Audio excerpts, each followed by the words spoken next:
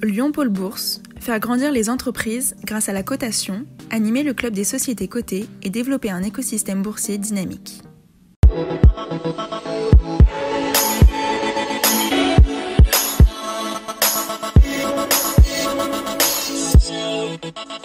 Bonjour et bienvenue dans Bourse et Valeurs, le rendez-vous hebdomadaire des valeurs régionales sur lyondécideur.com et ses réseaux sociaux. À retenir dans l'actualité boursière de ces derniers jours, Smart Good Things, l'entreprise de l'homme d'affaires franco-israélien Serge Bueno, spécialisée dans les boissons instantanées en poudre et chantre de l'économie bienveillante. Smart Good Things, partenaire majeur de LDLC Asvel depuis cet été, est coté depuis le 2 septembre sur Euronext Access, un marché non réglementé et non régulé.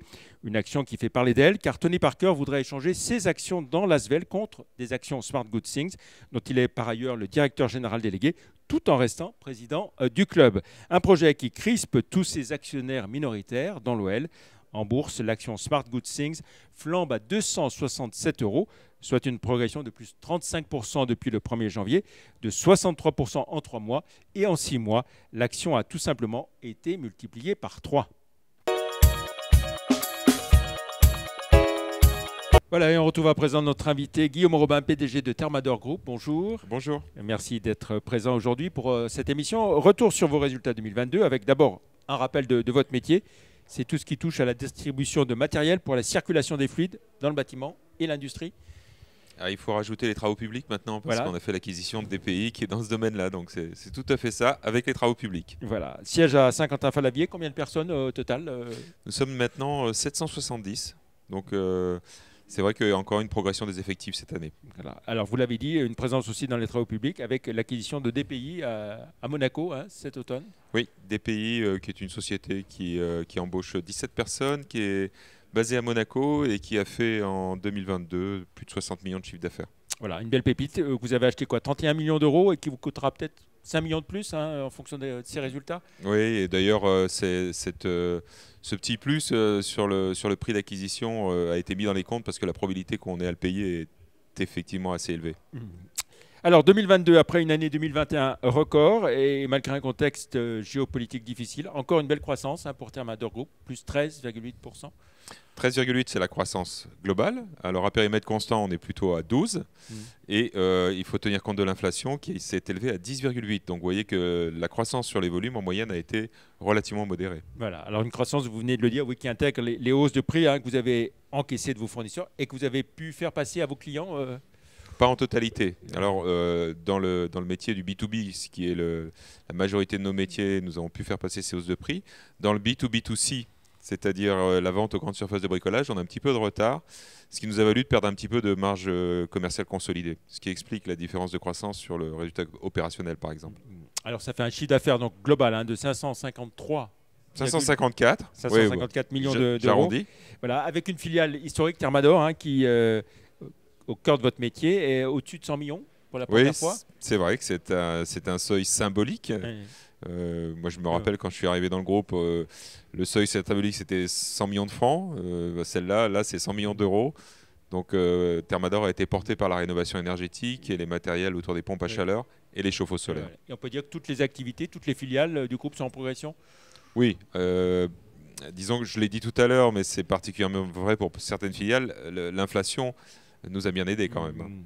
Alors, par zone géographique aussi, progression partout On a eu une très belle performance de notre société belge en 2022, année totalement record pour cette société à la fois en chiffres et en volume, donc c'est tout à fait remarquable, une société qu'on a acquise en 2017.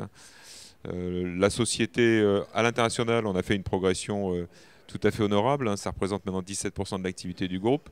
En revanche, c'est vrai que la France avance tellement vite en ce moment que c'est difficile pour l'international de progresser en part, je dirais.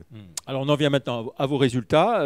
Ils sont en hausse aussi, plus 11% à 58,8 millions d'euros pour le bénéfice net. Exactement, là aussi c'est en consolidé, en intégrant un petit peu de résultats de la part de DPI. Donc belle croissance et ça fait au total donc une rentabilité nette de 10,5% par rapport au chiffre d'affaires. Oui. C'est une rentabilité nette qui est aidée aussi par la baisse des impôts sur les sociétés. Parce que si vous comparez la croissance du résultat net par rapport à la croissance du résultat opérationnel, on avance plus vite sur le résultat net du fait de cette baisse d'impôts sociétés. baisse d'impôt société qui va s'arrêter, je dirais, puisque maintenant on a atteint les taux qui étaient les taux cibles pour les pouvoirs publics. Situation financière de l'entreprise, on peut dire qu'elle est très solide. Oui, alors quand on fait la différence des dettes et de la trésorerie, nous sommes à peu près à 30 millions de dettes nettes à comparer à 300 millions de capitaux propres après distribution. Donc ce qui fait quand même un ratio tout à fait acceptable. Donc on a une structure financière qui reste très solide. Voilà, et qui peut vous permettre de faire d'autres acquisitions, sachant que vous venez de faire des pays qui étaient une acquisition importante. Oui, alors ça ne fait pas partie de nos priorités dans les mois qui viennent parce qu'on a quand même beaucoup de travail d'intégration, d'organisation, d'investissement sur l'outil informatique. Donc c'est vraiment important que l'on fasse tout ça. Alors on n'est jamais ennemi d'une opportunité, mais je dirais qu'on se concentre pour le moment sur l'organisation du groupe et l'efficience de nos outils. Tous ces investissements que vous venez d'évoquer, ça va représenter quoi en volume à peu près On a estimé ça à 8,5 millions en 2023. Et puis donc un dividende en hausse aussi du coup Le dividende en hausse de 4%, 2,08 €. Je rappelle que depuis que nous sommes introduits au second marché de Lyon, ça remonte à quelques années, puisque c'était en 87, nous n'avons jamais baissé notre dividende. Alors cette année, on a ajouté un petit outil pour les actionnaires individuels sur notre site internet où ils peuvent comparer non pas le parcours de l'action Thermador, mais le parcours de l'action Thermador dividende réinvesti à comparer au CAC 40 dividende réinvesti, CAC Mid and Small dividende réinvesti. Et ça nous permet de démontrer que sur les 10 dernières années, le titre Thermador, dividende réinvesti, a donné un rendement de 17% annuel. Alors si on essaye maintenant de voir comment se présente 2023, prévision pas simple à établir, j'imagine, et une prudence aussi par rapport au marché grand public par exemple. Oui, marché grand public, clairement, c'est une prudence parce que le pouvoir d'achat des Français n'est pas extensible à l'infini. Les logements neufs sont nettement dans la difficulté actuellement. Alors, ça peut pénaliser deux de nos sociétés, PB-Tube et Thermacome. Et puis, je rappelle qu'on sort de 2 années quand même de forte croissance, et particulièrement en 2021, rappelez-vous. Et donc, on ne peut pas comme ça monter jusqu'au ciel simplement dans nos métiers. Donc, nous sommes prudents, mais les dirigeants de société restent relativement optimistes. Alors, on va jeter un œil, on va regarder votre parcours en bourse à présent. Au moment où on enregistre cette émission, vous cotez 99,60 €, ce qui représente une croissance de 15,5% par rapport au 1er janvier, de 3% en un an et de plus de 63% en 5 ans. Beau parcours boursier. Oui. Franchement, alors moi je regarde toujours le parcours boursier sur 10 ans. Oui. Je pense que c'est la meilleure façon d'aborder la bourse, que ce soit pour les jeunes ou les moins jeunes. Et sur 10 ans, je le disais tout à l'heure, on a fait une performance moyenne de 17% annuel, donc ce qui est très très bon. Voilà. Et puis vous donnez rendez-vous à vos actionnaires, tous vos actionnaires, bien sûr les actionnaires individuels, pour votre assemblée générale à Lyon. À Lyon, comme d'habitude, le 3 avril. Et cette année, petite nouveauté, on investit le Théâtre des Célestins. Donc on continue notre visite de la ville. Donc bien évidemment, tous les actionnaires lyonnais sont cordialement invités. Tous ceux qui ne sont pas lyonnais sont également cordialement invités à visiter Lyon en même temps, et ce magnifique théâtre.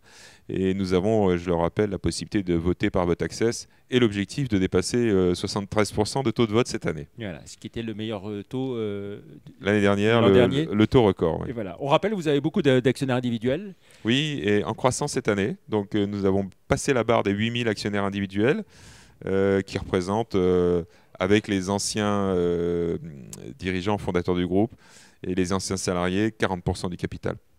Très bien. Merci beaucoup Guillaume Robin, PDG de Thermador Group, d'avoir été notre invité. Plus d'informations sur Thermador sur le site live.renext.com. Merci, très bon week-end et à la semaine prochaine pour une autre émission. Merci, au revoir. Merci.